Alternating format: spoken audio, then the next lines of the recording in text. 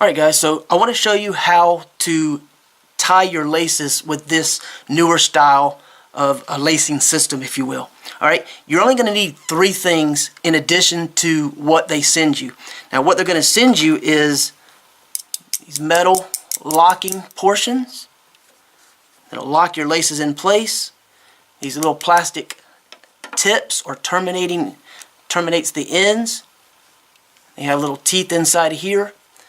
Take note that you can put these in either way, but if you put them in the wrong way, they're going to have a little bit of a lip. It's not going to be smooth and flush. So make sure that you put it into the proper end when you get ready to put these together.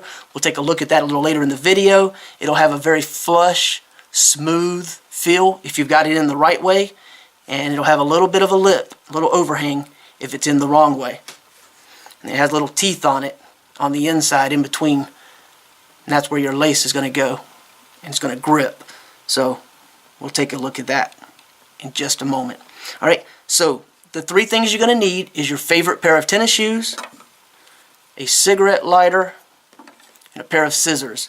And I suggest adult supervision in the event that either of these are something you shouldn't be using depending upon your age. Okay, so of course we have our traditional laced up, just standard setup, little tied area. So what we need to do first is get rid of this lace.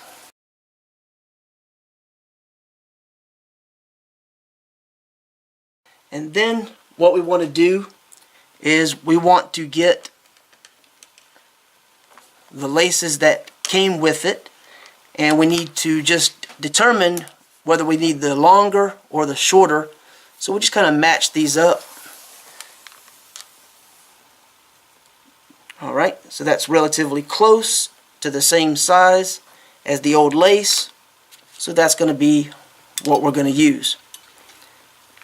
Then of course it's just a matter of relacing the shoe in whatever style you want to lace it in. Now you have an option where you could lace this in. I'm not going to do it fully, but I'm going to give you just a quick idea of what I'm talking about. I could push this in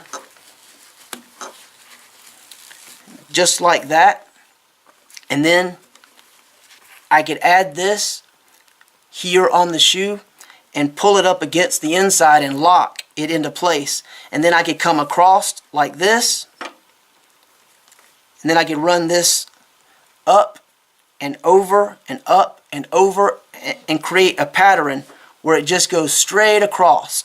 That's not what I'm after with this particular pair of shoes, so I'm not going to do that. But you could do it like that, and then when you get to the other end, the same way you did here, you would just put the lace through the top portion. You would attach this, have it snugged up against the inside, and it would be flush. You would never really notice it, and you would have that straight across pattern. So I may do that at another time, but for now, we're just going to lace this up in the traditional crisscross pattern. I just wanted to give you that information. Alright. So, I'm going to do this, and we'll do this fast.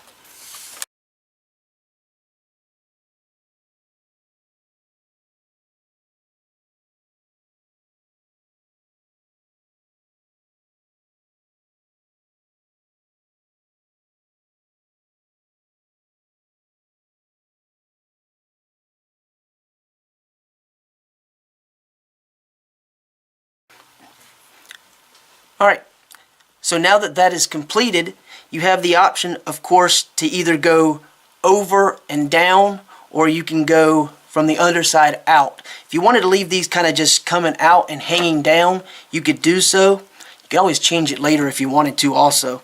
But I prefer to have these going in, so that's how this is going to look, just so you're aware. Alright, so you should wear these for a day or two at least to get used to it. At the very least, you should wear them for the entire day. Kind of determine what you want this to be in terms of tight and how much extra adjustability you want.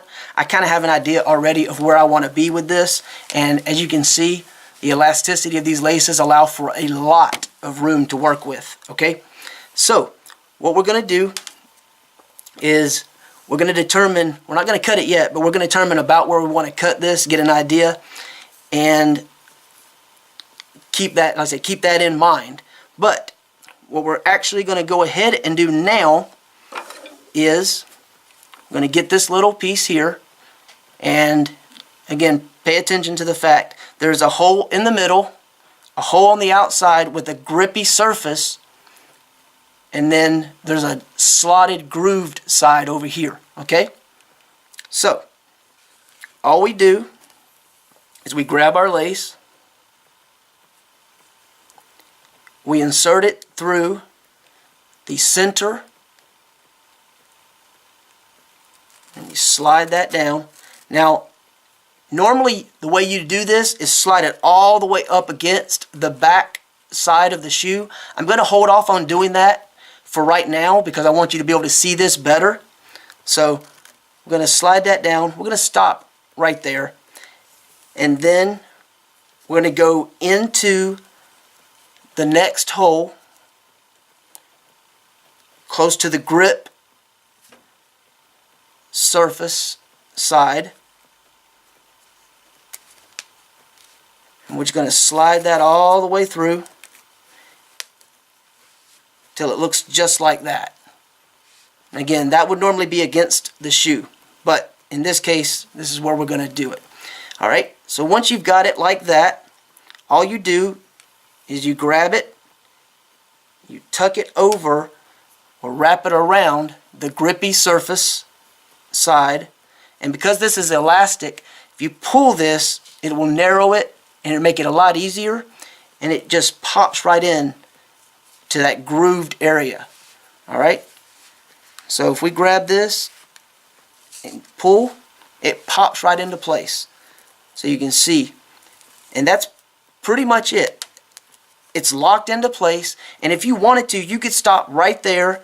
You could cut this whatever length you wanted, but we're not going to do that. We're going to go ahead and use these end pieces, but that's totally up to you how you want to proceed.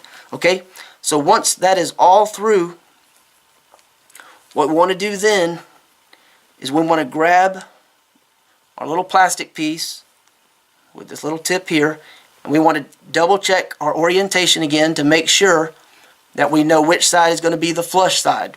Alright, the flush side is going to be the end closest to the end of your lace. So what you want to do at this point is grab this and insert the lace into and through, so this can slide freely just like that. And we'll slide it all the way down. Now this is the time when the adult supervision comes into play if you're underage and shouldn't be handling sharp objects or fire. So we're going to determine how much length we want. Leave a little extra. You can always go back and trim this later, make any adjustments that you need to. So leave a couple of inches. We'll grab our scissors. We make our cut. Then we take our lighter. We want to lightly singe this. We don't want to burn it, excessively or anything. So that should be good to go. Alright, so what that does is that locks those edges so it doesn't fray, doesn't come apart too easily. Alright, so the last thing we need to do is we grab this, and again it has these little grippy teeth, so we want to kind of pop that apart a little bit, whatever way you determine is best for you. We'll grab our lace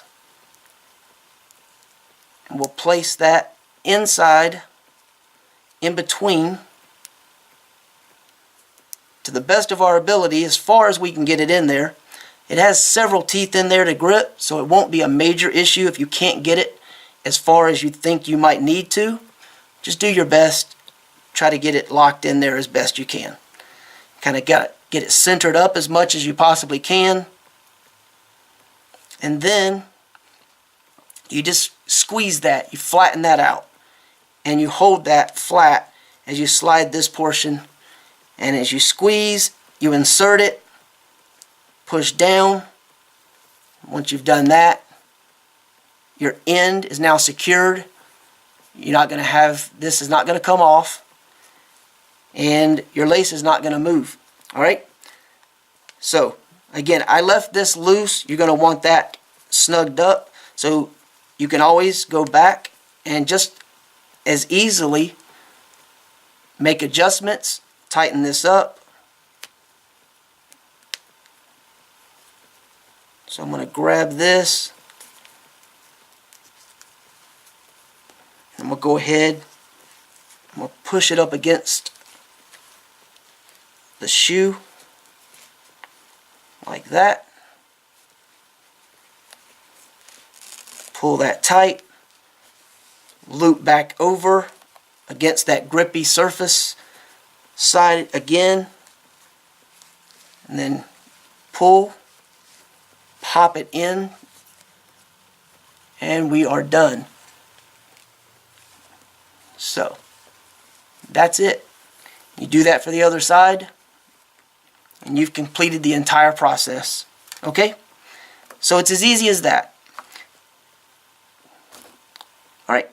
Well, I hope you found that helpful. Hope that explains how these work, and I hope you were able to see well enough to be able to do this yourself with ease. Okay? Thank you for watching.